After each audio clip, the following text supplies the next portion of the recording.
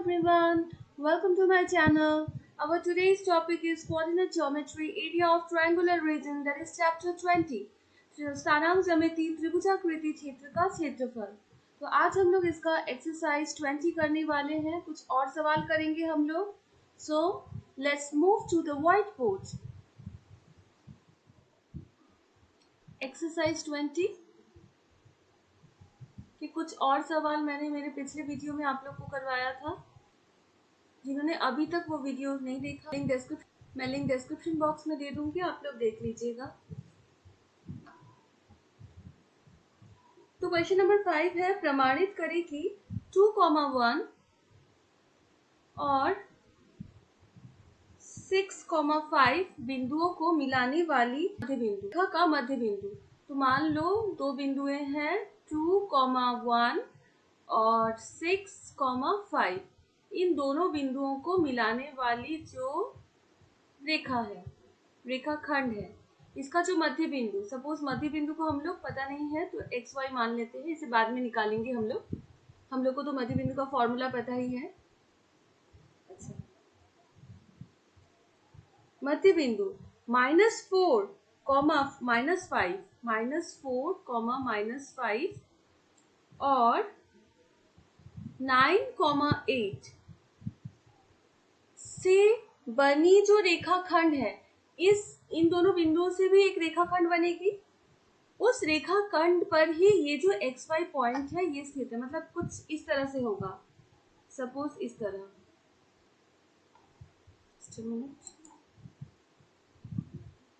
Suppose यहाँ पर एक पॉइंट है और यहाँ पर एक पॉइंट है, ये है सपोज -4, -5 और ये है 9, 8।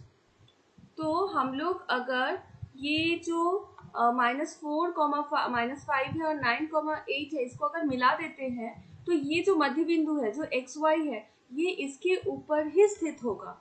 मतलब एक रेखीय हम लोग प्रमाण करेंगे।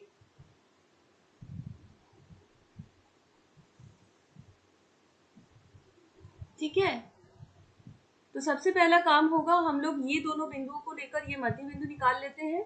नेक्स्ट काम होगा, जब ये निकल जाएगा तो हमें 3 पॉइंट्स मिल जाएंगे। एक है -4, -5, ये दूसरा एक्स वाई और तीसरा है 9, 8। तो तीनों को हम लोग कोलिनियर दिखाएंगे, तीनों को दिखाएंगे एक रेखीय। तो इसका मतलब है जैसे ही एक रेखीय हो जाएगा, इसका मतलब होगा कि ये जो एक्स वाई है ये इसके ऊपर स्थित है, इस रेखाखंड के ऊपर। ठीक है, तो सबसे पहले हम लोग मध्य बिंदु निकालते हैं। तो 2,1 और 6,5 का मध्य बिंदु इक्वल टू, जैसे कि मैंने आप लोग को बताया था, मध्य बिंदु का फॉर्मूला हो जाएगा x1। अगर ये x1 ये y1 है और ये x2 ये y2 है, तो x1 + x2/2, y1 + y2/2। मेरे एक वीडियो में मैंने ये आप लोग को करवाया है। जिन्होंने अभी तक वो वीडियो नहीं देखा है, मैं लिंक डिस्क्रिप्शन बॉक्स में दे दूंगी, आप लोग वहां से चेक कर लीजिएगा। तो ये हो गया, जस्ट अ मिनट, ये 6 होगा। x1 + x2 है 6 और y1 1, 5, करेक्ट। तो ये हो गया 8/2, 6/2। तो कैंसिल करते हैं, ये 4 हो गया, ये 3 हो गया, तो 4, 3। तो ये जो एक्स वाई है ये हम लोग का हो गया 4, 3। तो अब 3 बिंदु है, एक है ये वाली, एक है ये वाली और एक है ये वाली। तो हम प्रूफ करेंगे कि ये तीनों एक ही रेखा पर स्थित है, एक रेखीय है। जो कंडीशन है एक रेखीय वाला, तो एक रेखीय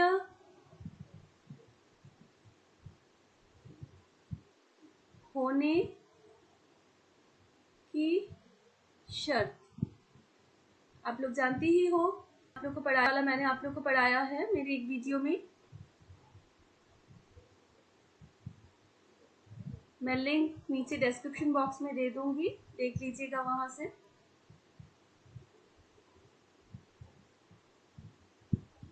तो ये हो गया शर्त। तो सबसे पहले हम लोग x1, x2, y1, y2 और y1, y1 x3 y3 सब मान लेते हैं। इसे मान लेते हैं x1 y1, इसे मान लेते हैं x2 y2 और इसे मान लेते हैं x3 y3।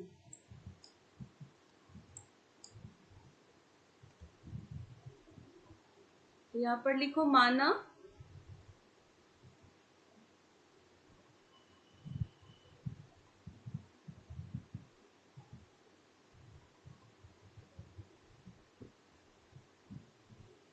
ये तो था 4 3, x1 y1 था -4 -5 और ये वाली थी 9 8।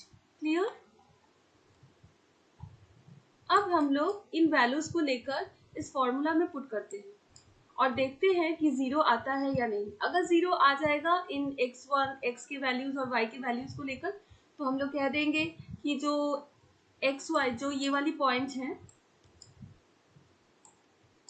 जो ये वाली पॉइंट है इस रेखाखंड पर ही स्थित है और अगर नहीं होगी तो इसका मतलब हम लोग का गलत हो गया है, क्योंकि यहाँ पर बोल ही दिया गया है कि एक ही रेखा पर है, आप लोग को प्रमाण करना है।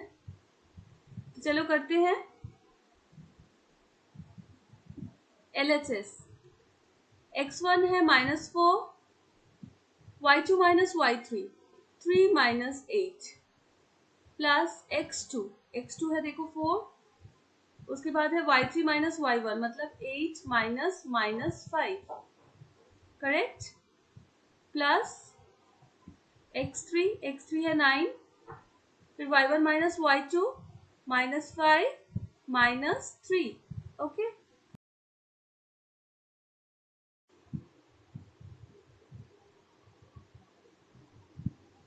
फटाफट कैलकुलेशंस करते हैं। 3 -8 -5 होगा, 4 into 8 minus into minus plus 8 plus 5 हो गया 13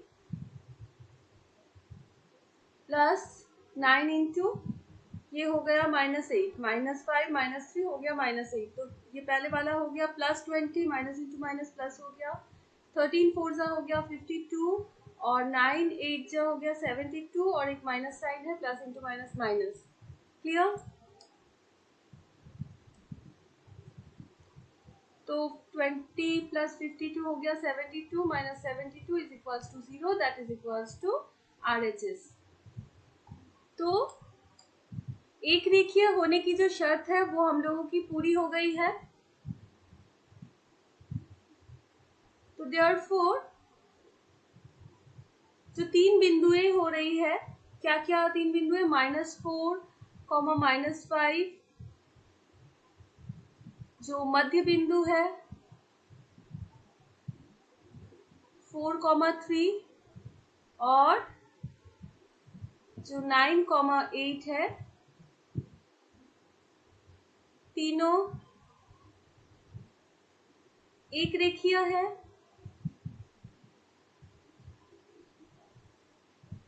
अर्थात क्या हो गया,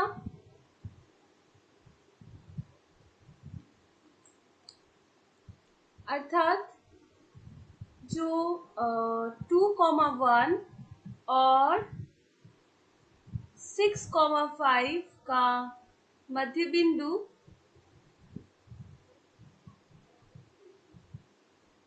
4, 3 है, वो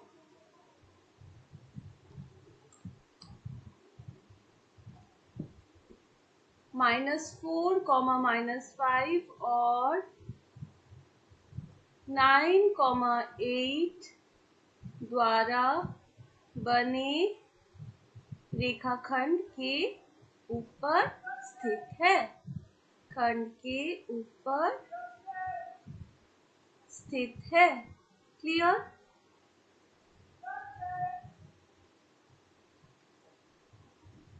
तो आई होप मैंने आप लोग को ये वाला अच्छे से क्लियर कर दिया है।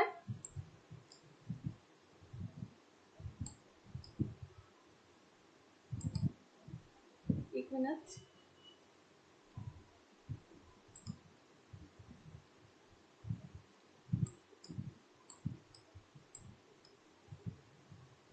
ये जो रेखा थी इसकी जो मध्य बिंदु है ये इससे बनी, इन दोनों पॉइंट से बनी जो रेखा है उसके ऊपर ही स्थित है।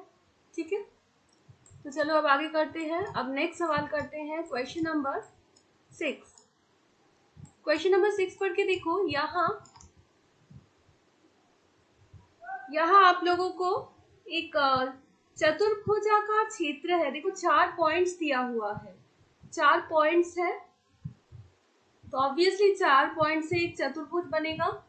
तो इस चतुर्भुज का जो क्षेत्रफल है वो आप लोगों को निकालना है। तो एक पॉइंट हम लोग x1 y1 मान लेते हैं, दूसरा x2 y2, तीसरा x3 y3 और चौथा x4 y4। ठीक है, तो इन 4 पॉइंट से बने जो चतुर्भुज का क्षेत्रफल है उसका भी एक फॉर्मूला है जो मैंने आप लोग को नहीं बताया था, मैं यहाँ पर बता दे रही हूँ। चतुर्भुज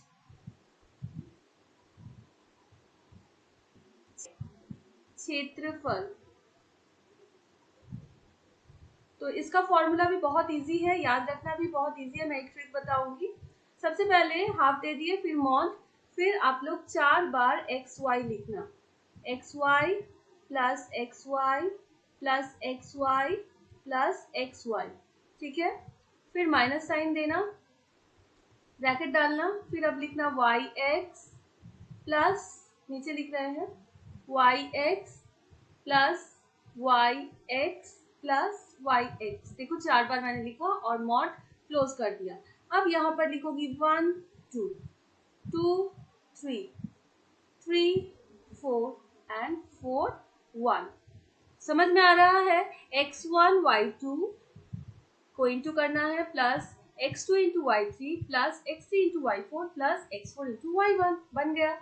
यहाँ भी सेम लिख दो 1 2 2 3 3 4 एंड 4 1। Very easy. तो अब इस फॉर्मूला को अप्लाई करके हम लोग 6 का जो 3 नंबर है, 6 का 2 ही सवाल है, सॉरी 6 का सपोज 2 नंबर करके देखते हैं। तो यहाँ पर x1 y1 कितना दिया हुआ है, तो यहाँ आप लोग मान रही हो तो लिखो माना, फिर लिखो x2 y2 is equals to है -2, फिर x3 y3 है 2, -3, फिर x4 y4 है 3, 3। क्लियर? अब हम लोग ये जो क्षेत्रफल वाला जो फॉर्मूला है इसको यहाँ पर यूज करते हैं। तो लिखोगी चतुर्भुज का क्षेत्रफल इक्वल टू, अब लिख देते हैं डायरेक्ट, हाफ, मॉड दे दिए, x1 कितना है देखो, x1 है 1, तो 1, फिर कितना है देखो y2 कितना है देखो, y2 है 1, तो 1 इंटू 1, देन प्लस, इसी तरह से सारे वैल्यूज डाल दो। x2 है -2 और y3 है -3, फिर प्लस, फिर x3 है देखो 2, फिर x4 देखो, सॉरी y4 देखो 3, फिर प्लस x4 है 3 और y1 है 4। ठीक है, अब माइनस साइन दे देते हैं, फिर नेक्स्ट ब्रैकेट, फिर है y1 इंटू x2, y1 कितना है 4 इंटू x2 मतलब -2, तो 4 इंटू -2। ठीक है, नेक्स्ट फिर देखो प्लस दे दिए, प्लस के बाद है y2 x3, तो y1 है 1 इंटू x3 कितना है 2, okay, plus y3 into x4, y3 कितना है -3, x4 कितना, y4 सॉरी y3 कितना है -3 और y3 के बाद क्या है x4 कितना है 3, तो into 3, plus y4 into x1, तो y4 कितना है 3 और x1 कितना है 1, तो 3 into 1, bracket close, modulus close. तो अब कैलकुलेशंस कर लेते हैं। हाफ, 1 इंटू 1 1, ये हो गया +6, फिर 6, फिर 12, फिर माइनस डाले, फिर ब्रैकेट -8 +2 -9 +3 ब्रैकेट क्लोज। ठीक है, नेक्स्ट फिर से हम लोगों ने इक्वल टू डाला, हाफ, तो ये कितना हो रहा है, 6 + 6 12, 12 + 12 24 + 1 25, तो ये हो गया 25।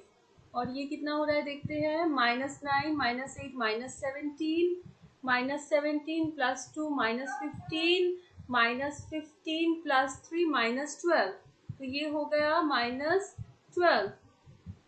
तो हम लोगों का आ गया half 25 + 12 that is equals to 37, तो 37/2 यहाँ पर लिख दोगी वर्ग इकाई। क्लियर, तो ये हो गया आप लोग के चतुर्भुज का क्षेत्रफल। अब हम लोग आगे कर लेते हैं, नेक्स्ट हम लोग करेंगे क्वेश्चन नंबर 7।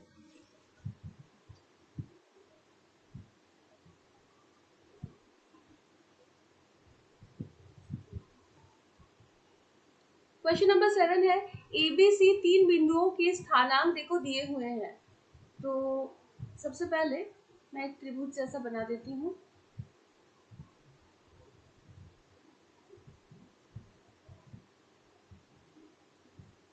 तीन बिंदुओं से ऑब्वियसली एक त्रिभुज बनेगा, ABC नाम दे दिए।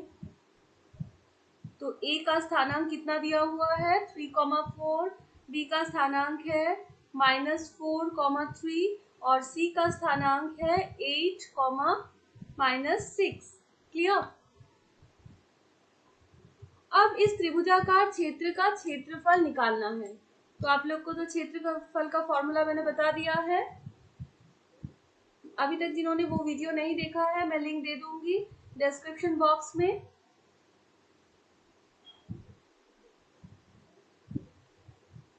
अच्छा, झट से मैंने जो करने के लिए बोला था लिखना, माना x1 = 3, x2 = -4 और x3 = 8, y1 = 4, y2 = 3 और y3 = -6। देखो मैंने जस्ट देख कर x1 y1 x2 y2 और x3 y3 का वैल्यू लिख दिया है। ठीक है, ये मैंने किया ताकि मुझे फॉर्मूला डालने में सुविधा हो। अब मैं फॉर्मूला लिखती हूँ, हाफ, क्या बताया था, x1 y2 - y3 plus x2 y3 - y1 plus x3 y1 - y2।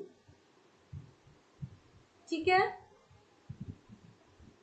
मैं इसका भी एक शॉर्टकट आप लोग को बता देती हूँ। अगर ये वाला ट्रिक्स भी आप लोग को याद नहीं हो रहा है तो एक और ट्रिक्स है, जैसे चतुर्भुज वाला किए थे वैसे ही लिखेंगे। 3 बार xy लिखो, प्लस xy फिर माइनस दे दो, फिर yx plus yx plus yx। ठीक है, क्लोज। यहाँ पर लिखो 1 2 2 3 एंड 3 1। यहाँ पर वैसे 1 2 2 3 एंड 3 और ये है 1।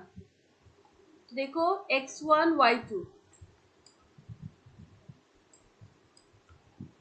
अब डायरेक्ट वैल्यू पुट करते हैं, हाफ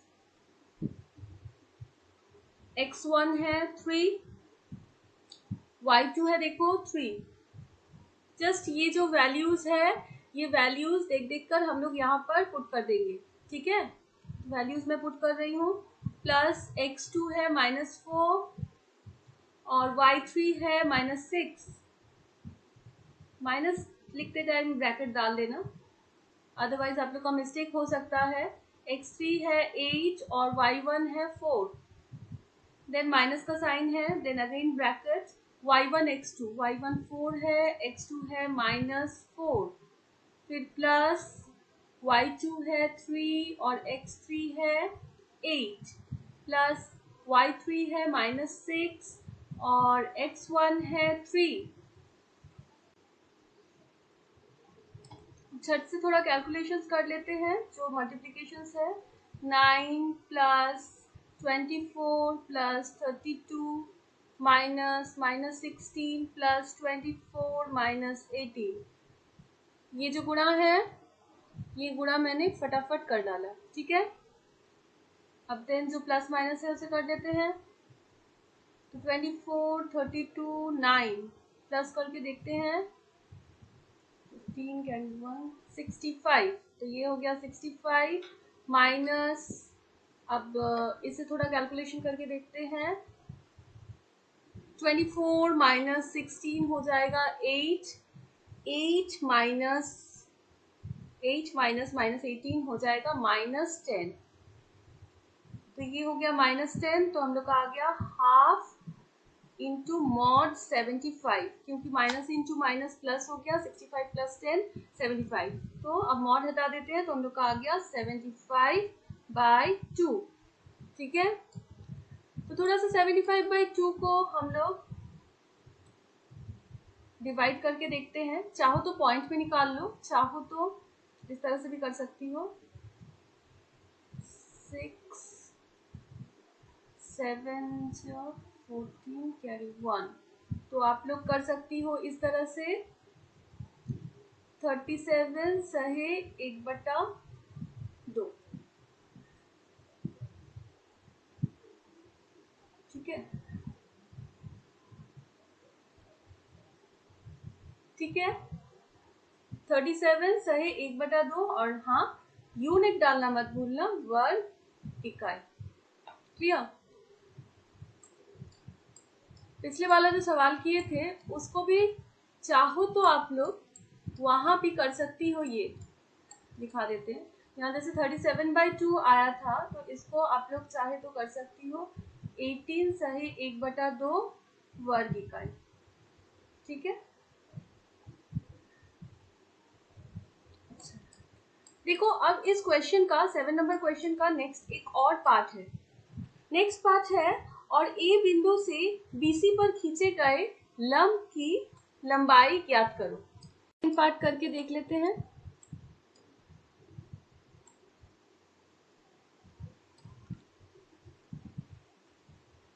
मैं एक और बार चित्र बना देती हूँ आप लोग की सुविधा के लिए। ये था एबीसी, यहाँ बोला गया है ये जो एबीसी का ए बिंदु से अगर हम लोग लंब खींचते हैं, सपोज एडी है, तो इस लंब इक्वल टू एडी, तो ये एडी का जो लंबाई है ये आप लोग को निकालना है। आप लोग को त्रिभुज के क्षेत्रफल का एक और फॉर्मूला जो कि है त्रिभुज एबीसी का क्षेत्रफल इक्वल टू हाफ इंटू आधार गुणे ऊंचाई। तो यहाँ पर देखो हाफ, इस त्रिभुज का आधार क्या है, ये बीसी है, तो हाफ इंटू बीसी इंटू ऊंचाई, मतलब हमेशा लंब होता है, तो ये एडी ऊंचाई है, तो लंब एडी, ठीक है।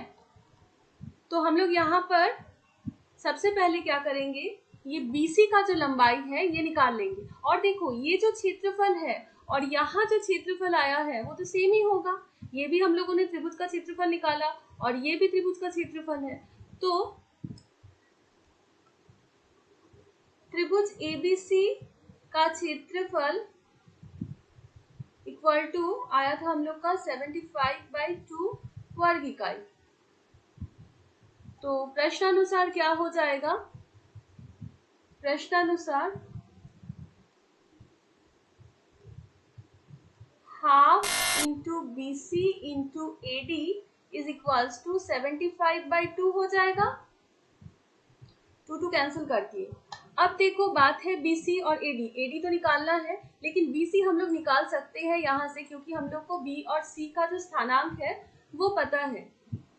बी का स्थानांक कितना है, मैं एक बार और लिख दे रही हूँ, बी का स्थानांक है 4, -3 और सी का स्थानांक है 8, -6, ठीक है। मैं सिर्फ बी और सी का लिख रही हूँ क्योंकि मुझे बीसी निकालना है।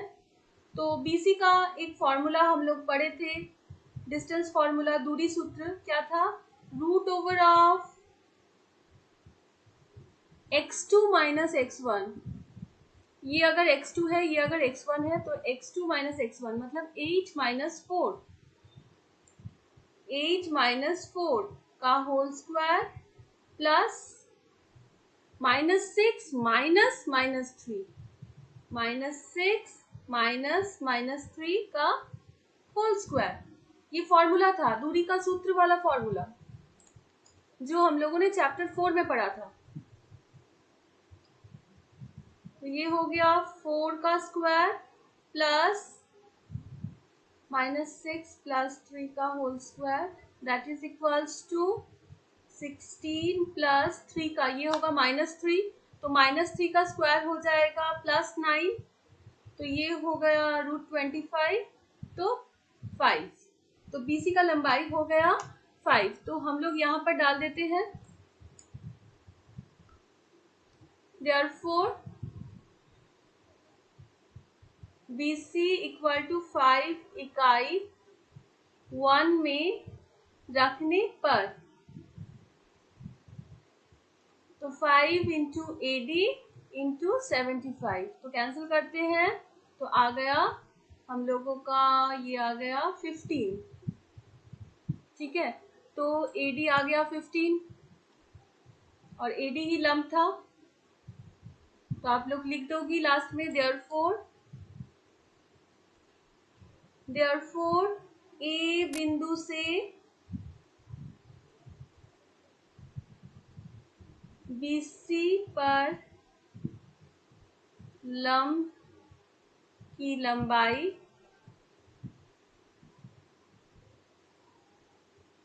इक्वल टू 15 इकाई है। ठीक है, क्लियर? तो आज बस इतना ही रहने देते हैं। मेरे नेक्स्ट वीडियो में मैं इस एक्सरसाइज का कुछ और सवाल करवाऊंगी। तब तक आप लोग ये 3 सवाल अच्छे से प्रैक्टिस कीजिए। Thank you. Please subscribe my channel and to get quick notification, press the bell icon and don't forget to like, share and comment.